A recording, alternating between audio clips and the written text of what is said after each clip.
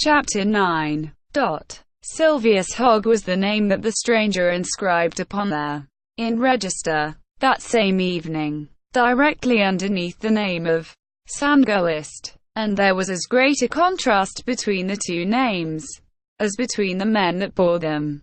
Between him there was nothing whatever in common, either mentally, morally, or physically. One was generous to a fault. The other was miserly and parsimonious. One was genial and kind-hearted. In the arid soul of the other every noble and humane sentiment seemed to have withered and died.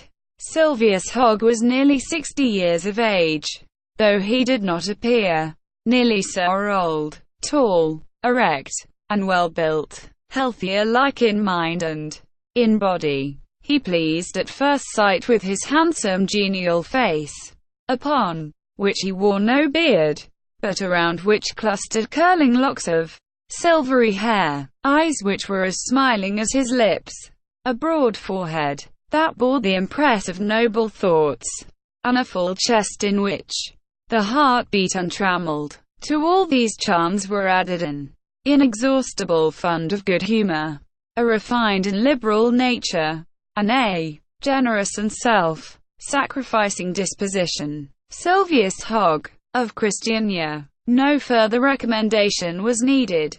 That told the whole story.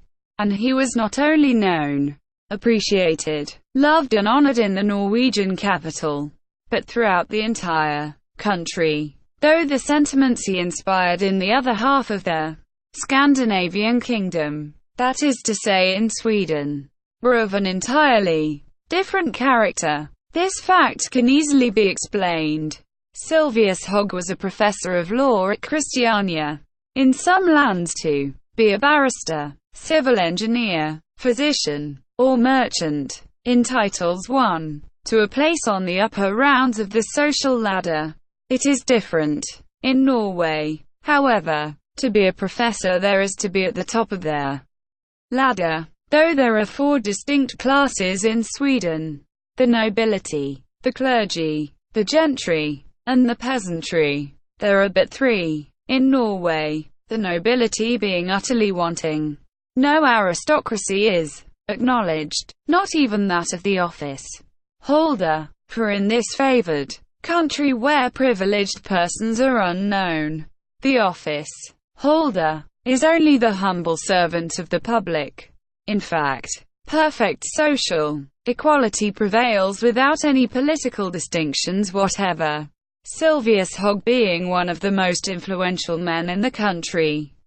The reader will not be surprised to learn that he was also a member of the Storthing, and in this august body, by the well-known probity of his public and private life even more than by his mighty intellect, he wielded a powerful influence even over the peasant deputies elected in such large numbers in the rural districts. Ever since the adoption of the Constitution of 1814, it may be truly said that Norway is a republic with the King of Sweden for its president. For Norway, ever jealous of her rights, has carefully guarded her individuality. The Storthing will have nothing whatever to do with the Swedish Parliament. Prominent and patriotic members of the Storthing should be regarded with distrust on the other side of the imaginary frontier that separates Sweden from Norway. This was the case with Silvius Hogg. Being extremely independent in character, and utterly devoid of ambition, he had repeatedly declined a position in the cabinet, and a staunch defender of all the rights of his native land, he had constantly and unflinchingly opposed any threatened encroachment on the part of Sweden.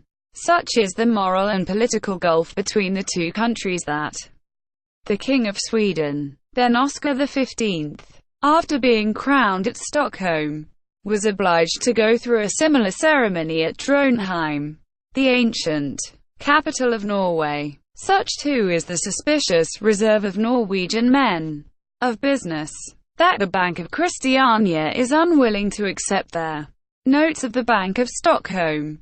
Such too is the clearly defined line of demarcation between the two nations that the Swedish flag floats, neither over the public buildings of Norway, nor from the masts of Norwegian vessels. The one has its blue bunting, bearing a yellow cross, the other a blue cross upon a crimson ground.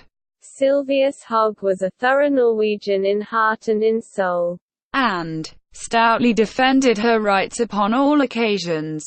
So, when in 1854 the Storthing was discussing the question of having neither a viceroy, nor even a governor at the head of the state, he was one of the most enthusiastic champions of the measure. Consequently, though he was by no means popular in the eastern part of Scandinavia, he was adored in the western part of it. Even in the most remote hamlets, his name was a household word throughout Norway, from the dunes of Kristiansand to the bleak rocks of the North Cape. And so worthy was he of this universal respect that no breath of calumny had ever sullied the reputation of either the deputy or the professor. But though he was a Norwegian to the core, he was a hot-blooded man, with none of the traditional coldness and apathy of his compatriots, but much more prompt and resolute in his thoughts and acts than most Scandinavians, as was proved by the quickness of his movements, the ardor of his words, and the vivacity of his gestures. Had he been born in France, one would have unhesitatingly pronounced him a Southerner. Sylvius Hogg's fortune had never exceeded a fair competence. For he had not entered into politics for the purpose of making money. Naturally unselfish, he never thought of himself, but continually of others, nor was he tormented by a thirst for fame. To be a deputy was enough for him. Just at this time Sylvius Hogg was taking advantage of a 3 months vacation to recuperate after a year of severe legislative toil. He had left Christiania 6 weeks before, with the intention of traveling through the country about Trondheim, the Hardanger, the Telemark, and the districts of Kongsberg and Drammen. He had long been anxious to visit these provinces of which he knew nothing, and his trip was consequently one of improvement and of pleasure. He had already explored a part of the region, and it was on his return from their northern districts that the idea of visiting the famous falls of their Duken, one of the wonders of the Telemark, first occurred to him. So, after surveying the route of the new railroad, which as yet existed only on paper, between the towns of Trondheim and Christiania, he sent for a guide to conduct him to Dal. He was to meet this guide on their left bank of the Marne, but lured on by the beauties of the Maristien, he ventured upon the dangerous pass without waiting for his guide. An unusual want of prudence in a man like him, and one that nearly cost him his life. For had it not been for the timely assistance rendered by Joel and Hulda Hansen, the journey would have ended with their